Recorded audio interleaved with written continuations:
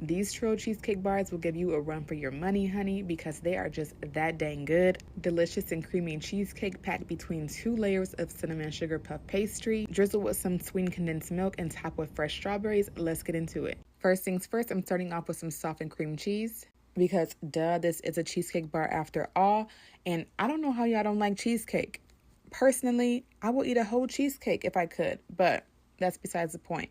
Anyway, go ahead and add in the sour cream, and then I'm going to mix that together until it's a nice and fluffy. And then also add in 2 eggs one at a time so it's nice and uniform. And then I went ahead and added in some sugar. And I just love making cheesecake. Like, it's so simple, it's so easy, a few ingredients. The only con about it is you have to wait for it to chill. But other than that, I love it. And now we have our puff pastry. I went ahead and cut the puff pastry to the shape of my pan, which is an 8x8 pan. And then sprayed it with some Baker's Joy. I love that stuff. It doesn't stick at all. And then I also whipped up some cinnamon sugar because that's going to give the churro vibe. And then I just sprinkled some of the mixture on the bottom of the pan, added it in my 8x8 puff pastry. I did have leftovers of like scraps of the puff pastry, so I used that for something else. But I went ahead and added the cheesecake filling, another layer of puff pastry, and the cinnamon sugar. Then I baked it and let it chill for a few hours. And just look at that. I love it.